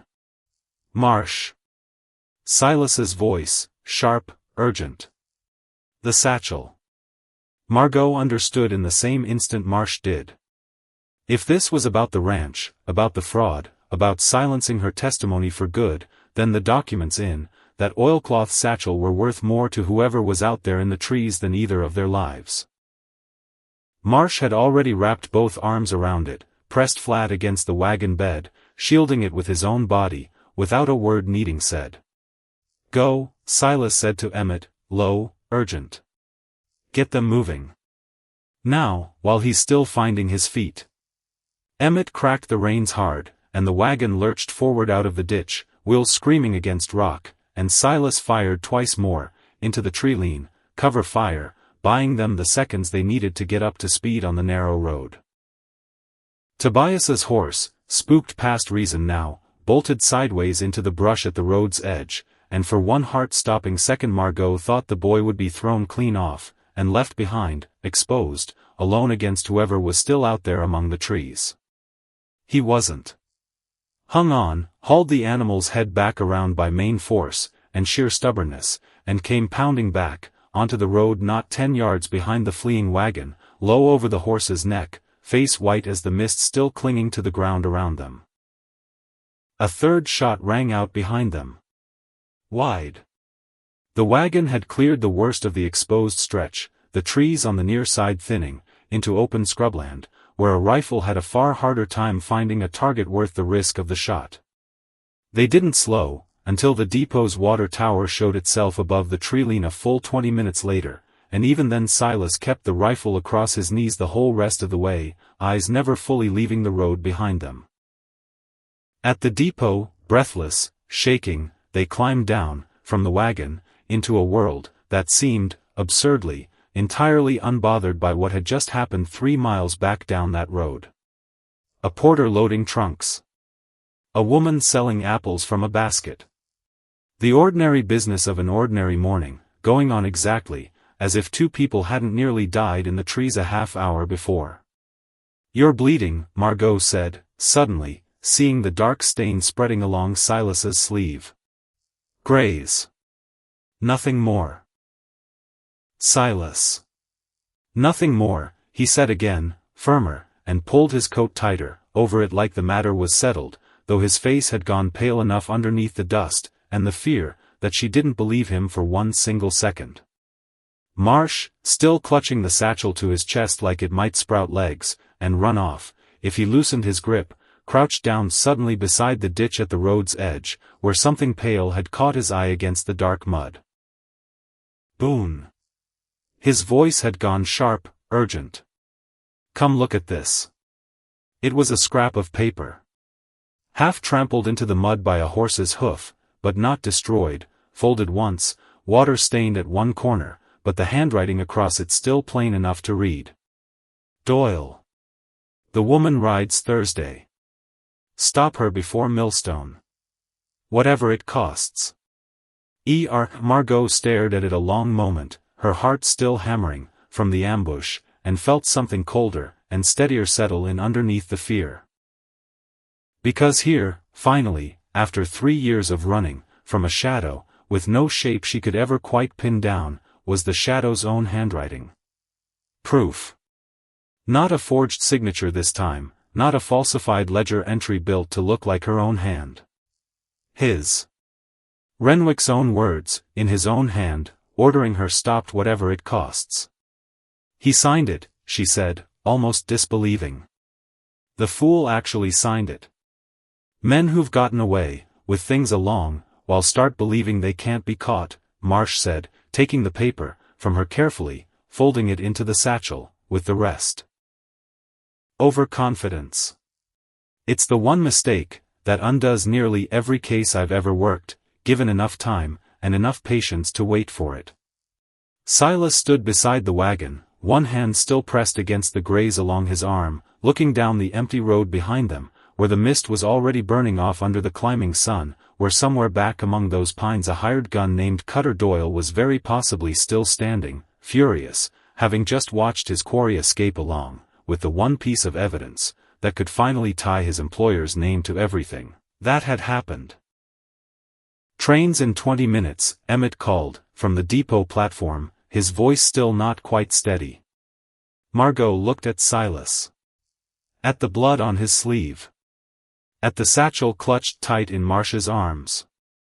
At Tobias, still shaking on his spooked horse, having just proven, in the space of one terrifying half-hour, every ounce of the redemption he'd promised them in that scorched hay yard weeks before. "Then we'd best not miss it," she said. Silas nodded, once, and reached for her hand, and together they climbed the platform steps toward the train that would carry them, at long last, back toward Millstone, toward Edgar Renwick, toward whatever remained of the life he'd stolen from her 3 years ago, and toward a reckoning that was, after everything, finally close enough now to touch. Millstone hadn't changed. That was the first thing Margaux noticed, stepping down off the train, onto the same platform she'd fled across 3 years before. Same water tower. Same soot-stained brick of the depot house. Same smell of coal smoke, and river mud hanging low over everything. Except she had changed. Which was the whole difference that mattered. 3 years ago she'd stood on this platform, with one bag, and no plan beyond the word away. Now she stood here, with a husband beside her, a satchel of evidence in Owen Marsh's grip, and a signed note in Edgar Renwick's own hand tucked safe inside it, proof that the man who'd once erased her whole life, with a stroke of a pen had just tried to have her killed for the trouble of coming back. "You're staring at the depot like it owes you money," Silas said, low, beside her. "It does. 3 years of interest. Then let's go collect." Nathaniel Cross kept an office 2 streets back from the courthouse, small, cluttered, stacked chin-high, with case files that told her, before he'd said a single word, exactly how many men like Renwick this territory had already chewed through and spat back out. He was younger than she'd expected. 35, maybe. Ink stains on both cuffs. Eyes that had the particular tired sharpness of a man who didn't sleep enough because he cared too much about the difference between guilty and not guilty. "Mrs. Boone." He stood when they came in. Didn't offer his hand right away, which she appreciated more than she could have explained. Some men shook a woman's hand like they were doing her a favor.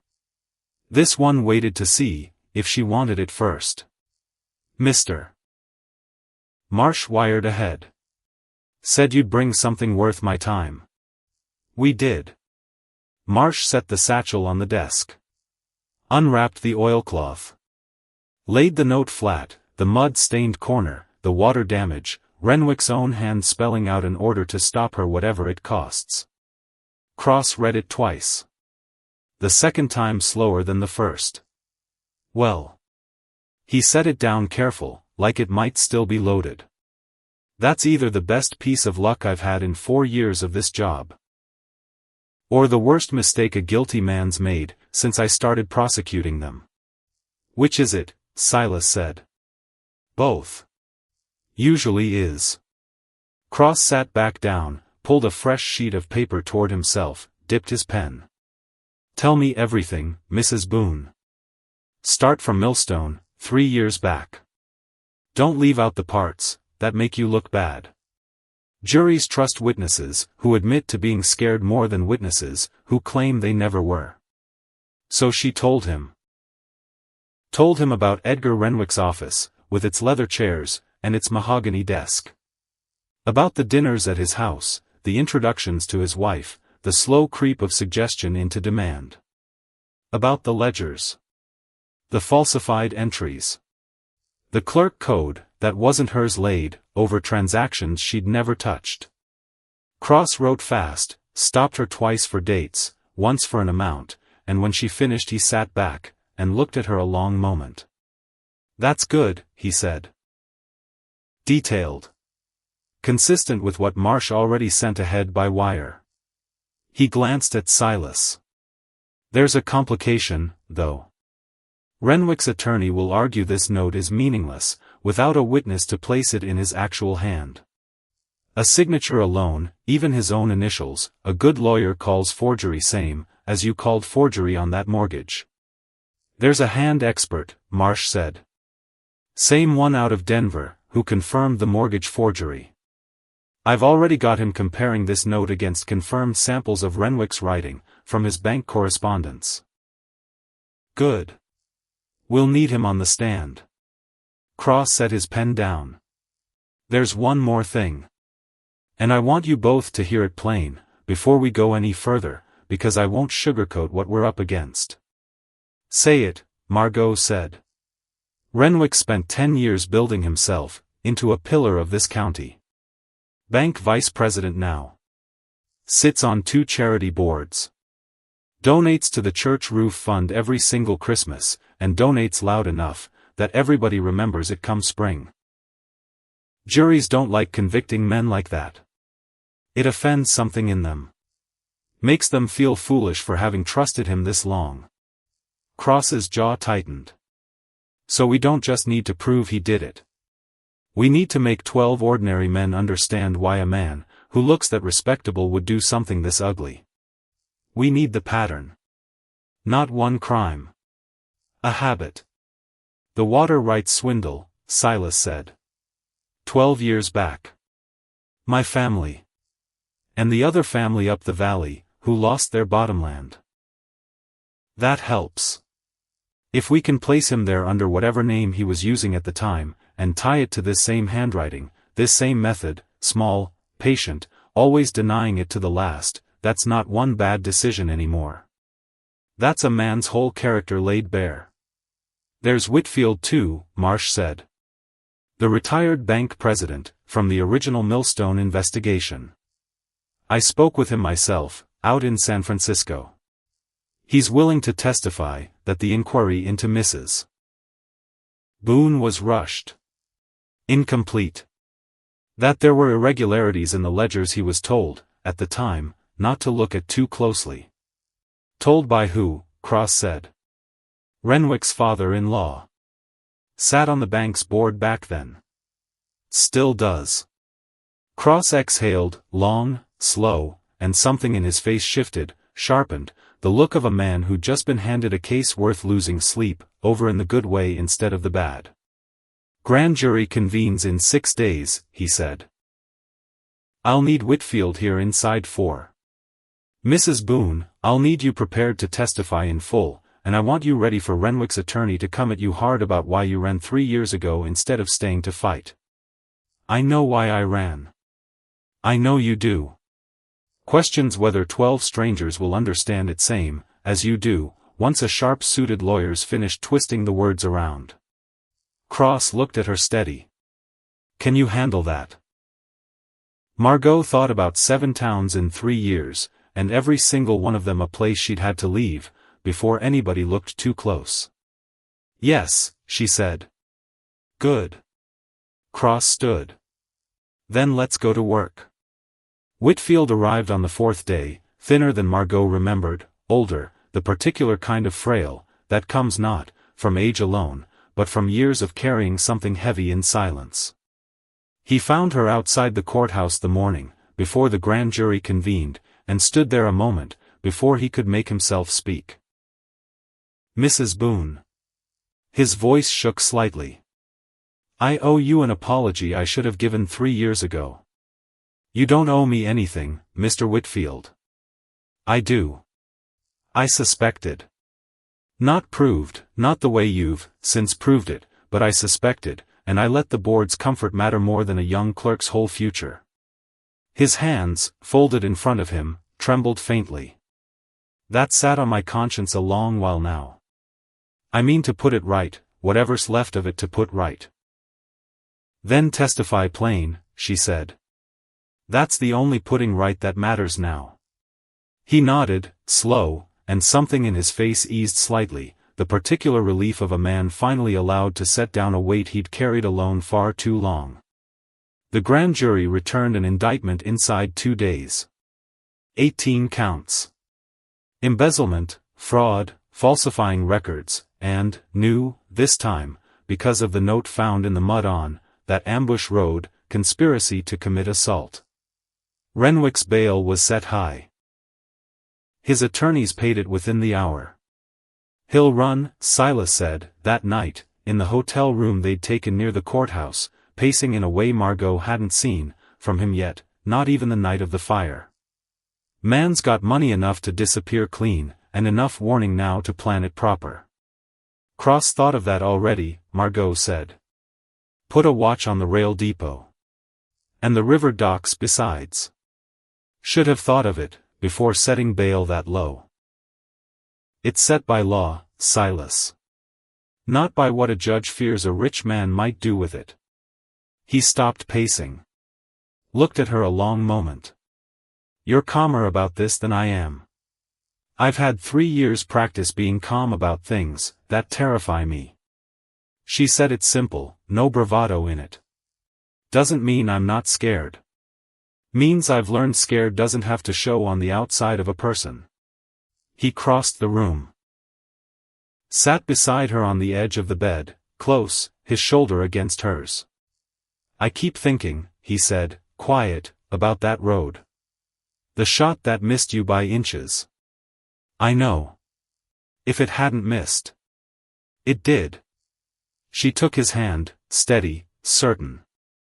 Don't spend tonight grieving something that didn't happen, Silas. Save the grief for something that earns it. He almost smiled at that. The old almost smile, the one she'd learned to read like a whole sentence. You're a strange kind of comfort, Margaux Boone. Strange's kept me alive this long. Trial opened 7 days later, and the courtroom was packed tighter than Margaux had ever seen a room packed in her life. Every bench full. Men standing along the back wall. Word had traveled the whole county over, bank vice president, church deacon, charity board chairman, standing accused of near everything a respectable man could be accused of. Renwick sat at the defense table in a suit that cost more than most men in that room earned in a season, flanked by 2 attorneys, his face composed into something that might have passed, to a stranger, for wounded dignity. His eyes found Margaux's across the room. Held there a moment. And in them she saw, plain as anything, not fear. Contempt.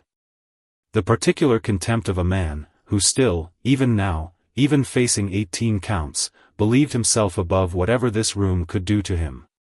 She held his gaze right back. Didn't flinch. Didn't look away first. The trial ran 11 days. Cross built his case slow, methodical, brick by brick. The forensic hand expert first, laying the forged mortgage signature, and the ambush note side by side against confirmed samples of Renwick's own writing, explaining in patient, exhaustive detail exactly how a trained eye reads the difference between a man's true hand, and a hurried imitation of somebody else's. Then the bank clerks, 2 of them still employed at First Trust, nervous, sweating under Renwick's stare, from across the room, but consistent, testifying to irregularities they'd noticed and never dared question at the time. Then Whitfield. Frail, steady, his voice shaking only once, when Cross asked him directly why he'd let the original investigation close, without a proper look at the ledgers. Because I was a coward, Whitfield said, plain, into the silence of that packed courtroom. Because the board wanted it closed quiet and quick, and I let their comfort matter more than a young woman's whole future. I've regretted it every day since.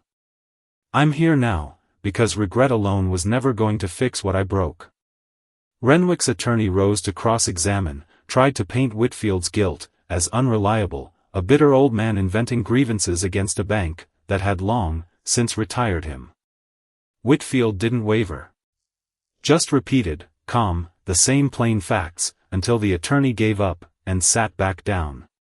On the 8th day, Margaux took the stand. Cross walked her, through it careful, her employment, her discovery of the falsified accounts, the mentoring turned demand, the setup, the running. "Why did you come back?" Cross asked, finally. "After 3 years. Knowing the risk." "Because running never once fixed anything," Margaux said, steady, her eyes on the jury now, not on Renwick. "It only delayed the day I'd have to stand somewhere, and answer for a crime I never committed. And because what he did to me, he'd already done to others before, and would keep doing after, if somebody didn't finally stand up in a room like this one, and say so out loud. Even at risk of prison yourself. Even then." Renwick's lead attorney rose for cross-examination, a sharp-faced man named Bellamy who'd clearly been saving his patience for exactly this moment. "Mrs. Boone. You claim my client set you up 3 years ago." "I do. Yet you have no proof of that beyond your own word. No documents. No witnesses to the act itself. The proof was destroyed. By him. Convenient. Was it convenient the day I lost my whole life over it?" "Because it didn't feel convenient then, Mr. Bellamy. It felt like drowning." A murmur went through the gallery. Cross kept his face carefully neutral, though Margaux caught, just barely, the faintest satisfaction at the corner of his mouth. "Isn't it true," Bellamy pressed on, "that you ran, because you were guilty? That this elaborate story of persecution is simply easier to live with than the truth?" "No."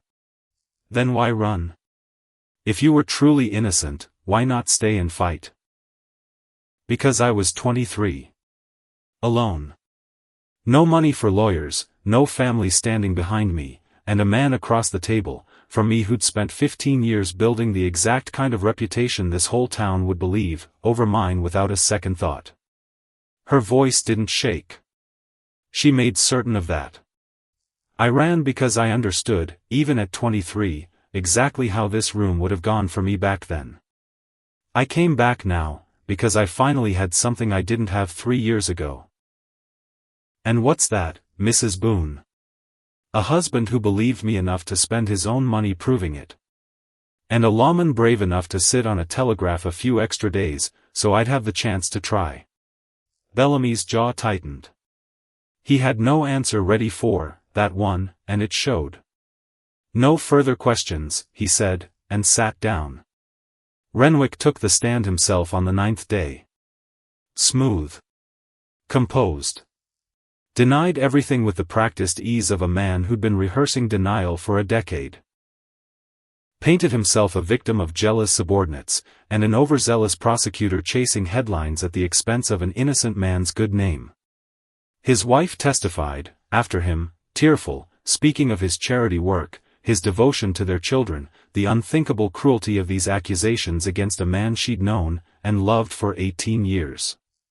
Margaux watched it all, from the gallery, and felt her hope thin, worn down by the sheer polish of it, the sheer practiced weight of respectability arrayed against her. Then, on the 10th day, Cross called his rebuttal.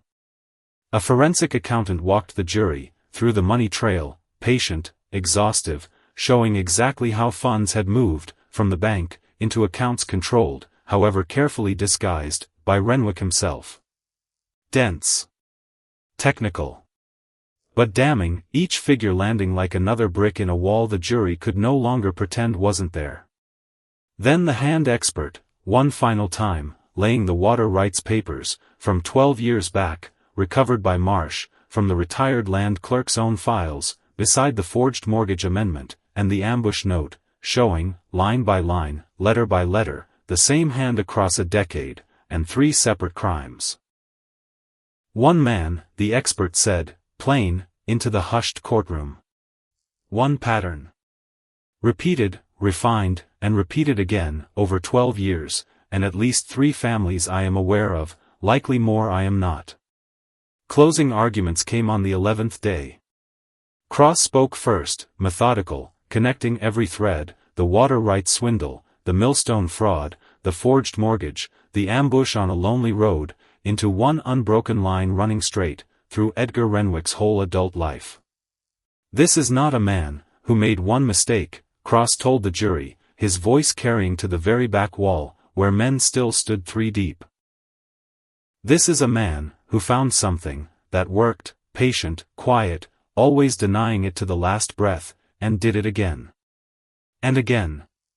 And when a young clerk finally caught him at it, and had the courage to say so, he didn't stop. He simply turned his patience toward silencing her instead.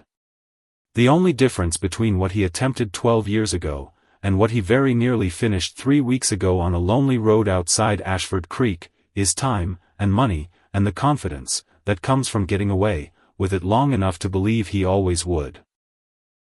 Bellamy rose for the defense, argued reasonable doubt, attacked the accountant's figures, as dense and circumstantial, suggested the whole case rested on the word of a woman who'd fled rather than face justice 3 years prior. Ask yourselves, Bellamy said, who is truly on trial in this room. My client, who has served this county faithfully for 15 years. Or a woman, who ran from the law, and only returned once offered immunity for her own past. The jury retired on the afternoon of the 11th day. They deliberated 2 full days. Margaux spent them pacing the hotel room, unable to eat, unable to sleep more than an hour at a stretch, before she was up again, walking the same worn path between window and door. Silas tried everything, walks along the river, quiet meals neither of them touched, simple conversation about nothing at all, and none of it settled the particular dread sitting cold in her chest. On the afternoon of the 2nd day, word came. Verdict. They rushed to the courthouse. The gallery was packed tighter than she'd yet seen it, people standing 3 and 4 deep along every wall, spilling out into the corridor beyond the open doors. Margaux took her seat at the front, Silas directly behind her, close enough she could feel the solid warmth of him even, without turning around. The jury filed in. 12 faces, carefully composed, giving nothing away. Has the jury reached a verdict? The judge asked. The foreman stood. We have, Your Honor. On count 1. Embezzlement. How do you find? Guilty. The word landed like a stone dropped into still water, and Margaux felt something in her chest crack open, slow, unbearable, 3 years of holding her breath finally allowed to release. On count 2. Fraud. How do you find? Guilty. Down the list they went. 18 counts. 17 guilty, 1 dismissed on a technicality neither Cross nor anyone else seemed troubled by, given the weight of everything else standing. Renwick sat frozen at the defense table, through all of it, his composure finally, completely gone, his face gone the color of old ash. His attorneys immediately moved for appeal. The judge denied it flat, set sentencing for 3 weeks out, and struck his gavel down, with a finality that seemed to echo the length of the whole packed room. Outside on the courthouse steps, Cross found them, his face lit, with the particular satisfaction of a man who'd carried a case a long way, and finally set it down whole. Congratulations, Mrs. Boone. Justice served, however late it came. How long will he get? Can't say yet, not for certain, that's the judge's to decide come sentencing. But given the conspiracy charge stemming from the ambush, I'd wager 20 years at the least. Could be the rest of his natural life. Marsh appeared beside them, dust still on his coat, from the ride back, from the depot that morning. Mr. Boone. Mrs. Boone. Hell of a case. Couldn't have built it, without you, Silas said, shaking his hand. Just doing the job. Marsh handed over a final envelope. Agency's accounting, settled up. And this besides, the court set a witness compensation, given the circumstances of the ambush. Renwick's own assets, once liquidated, are covering a fair portion of it. Margaux opened it. A bank draft. More money than she had ever, in her whole life, held in her own 2 hands at once. "That's too much," she said. "That's what you're owed," Marsh said. "Build something good with it." They stayed in Millstone the 3 weeks it took, waiting out the days in a rented room above a quiet street, walking the river in the mornings, when neither of them could sleep, and on the day of sentencing they sat together in the same packed courtroom one final time. Renwick stood before the bench in the same fine suit, though it hung different on him now, looser, the way clothes hang on a man who's stopped eating properly. The judge read, through the counts, slow, deliberate, and when he reached the end of it he looked up, over his spectacles, straight at the man standing before him. 22 years, the judge said. Territorial prison. Consecutive on the conspiracy charge. No possibility of early release given the pattern this court has seen laid out across a decade, and 3 counties. Renwick's knees buckled, just slightly, before his attorney caught his arm. Margaux watched it happen, and felt, at last, something loosen all the way, through her chest, that had been clenched tight for 3 long years. It was over. Actually, finally, over. That evening, in a small restaurant near the hotel, they sat across, from each other, over a meal neither of them, for once, was too anxious to actually taste. "It's really finished," Margaux said. "Finished," Silas agreed. "I keep waiting for some other complication to show itself. Some new trouble I haven't thought of yet. There won't be." He reached across the table, took her hand. "He's done, Margaux. You're free. Free." She turned the word over slow in her mind, tested its weight, the way you'd test a floorboard you weren't, yet certain would hold. Free from running. Free from the shape of fear that had followed her 7 towns, and 3 years. Free, finally, to simply be somewhere, and stay there. "What do we do now?" she asked. "We go home," Silas said. "We build back what the fire took. We live our lives, the 2 of us, plain and honest, same as we always meant to." They left Millstone on the morning train, and this ride west felt nothing like the ride out had. No dread sitting cold in her stomach. No shot cracking out of a tree line. Just the long, peaceful rhythm of wheels on rail, carrying them home.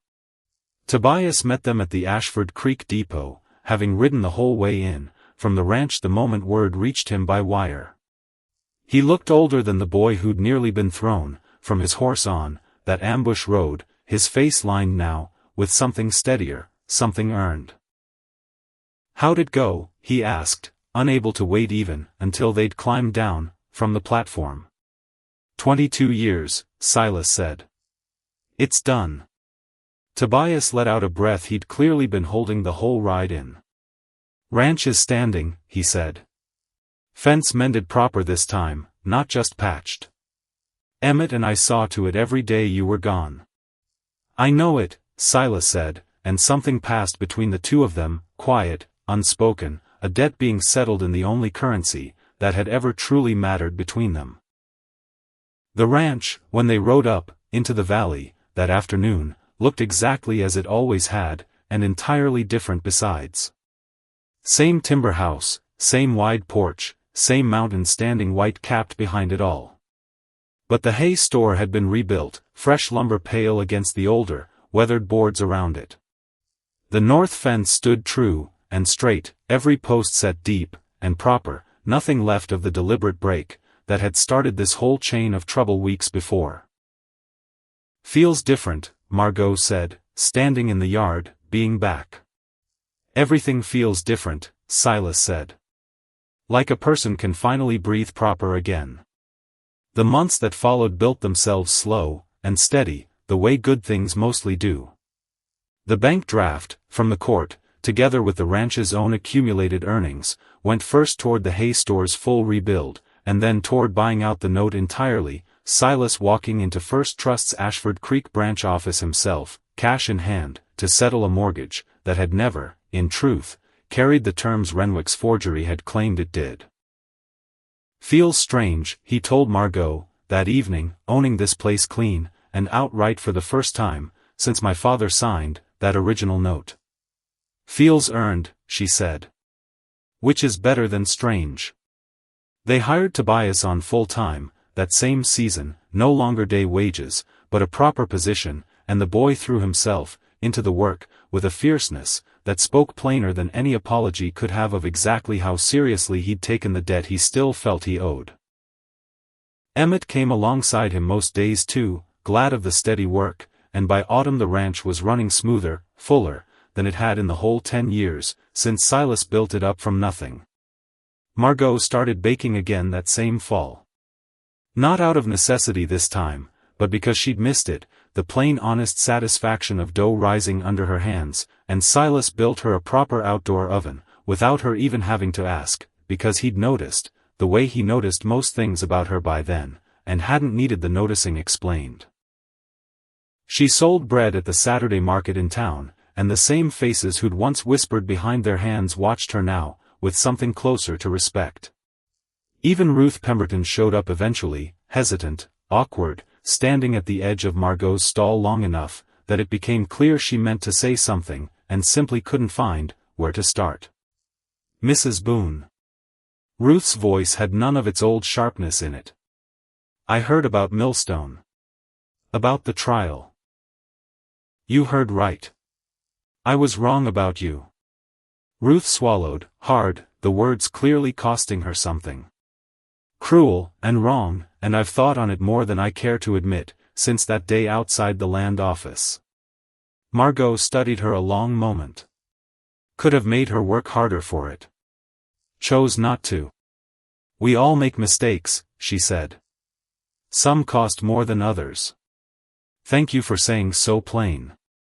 Ruth nodded, and left, and didn't come back, that particular Saturday, but she did the one after, and the one, after that, and eventually bought bread same as anybody else, and eventually stopped needing to say anything at all about what had passed between them, which Margaux understood, by then, to be its own quiet kind of apology, repeated weekly, in the simple act of showing up.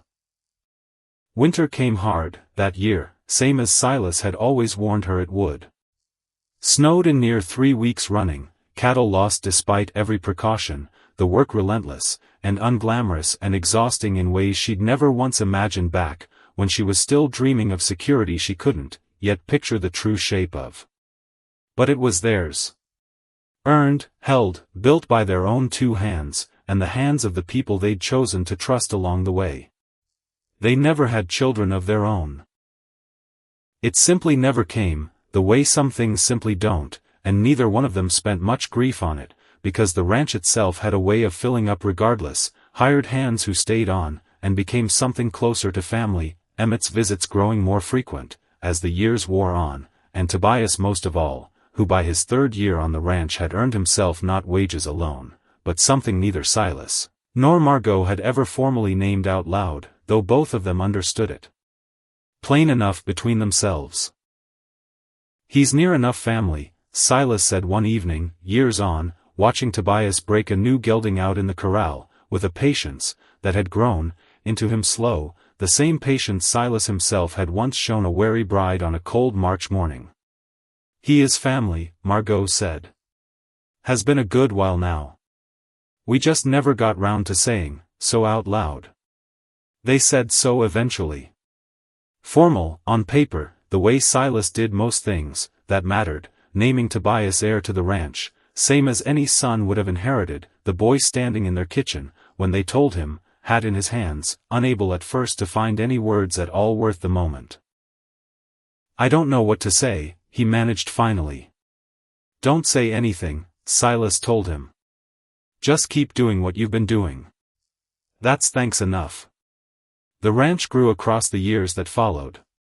4,000 acres eventually, cattle bought and bred careful, the herd's reputation carrying clear across 3 counties by the time Silas's hair had gone properly gray. Margaux's bread became something of a legend in its own right, the little Saturday stall growing into a standing shop in Ashford Creek itself, run in later years mostly by Tobias's own young wife, a steady, capable woman who'd married into the family, and found, same as Margaux once had, that this valley had a way of asking everything of a person, and giving back, in its own slow time, everything a person had ever truly needed. On a warm evening deep into their years together, Silas and Margaux sat on the same porch, where he'd once told her, plain and unromantic, exactly what he could offer, and exactly what he couldn't, and watched the valley fold itself into dusk the way it had 10,000 evenings before. "You ever think on Millstone?" he asked her. "On what might have happened, if that shot on the road had landed different?" "Some nights," she said. "Not like before, though. Doesn't sit the same way it used to." "What's different?" "It doesn't frighten me anymore. It's just a thing that happened. Part of the whole story. Not the whole story itself." He was quiet a moment, watching the light fail slow behind the western ridge. "What is the whole story, then?" She thought about that a long moment, unhurried, the way she'd learned, over all these years in this valley, that the best answers rarely came quick. "Two people," she said finally, "both running from being alone, in their own different ways. One running with her feet. The other running by building walls high enough nobody could get past them to hurt him first. And somehow, against every reasonable expectation either one of us had, we stopped running the same season, in the same direction, and found we'd been running toward each other the whole, while without either one of us knowing it." Silas reached over. Took her hand, same as he had, that very first evening, careful, certain, a man who'd learned long ago to be gentle, with anything worth keeping. "Best decision I ever made," he said, posting that notice. "Second best," she said. "What's first?" "Trusting me enough to believe it, once everything came apart." He smiled then, the real one, not the almost, the one she'd spent years learning how to earn out of him, and out past the porch rail the valley settled, into full dark, cattle lowing somewhere distant along the creek, the mountains standing patient, and unmoved the way they always had, the way they'd stand long, after both of them were gone, from this porch, and this valley, and this whole long, hard-won, honestly built life. Because that, in the end, was the whole of it. Not the running. Not even the reckoning, though the reckoning had mattered plenty in its own turn. Just two people who'd chosen, against every reasonable fear either one carried, into that first cold March morning, to trust each other anyway, and to keep choosing it, season after season, for every single year that followed. That was Margaux and Silas Boone's story. And it was, in every way, that counted, a good one.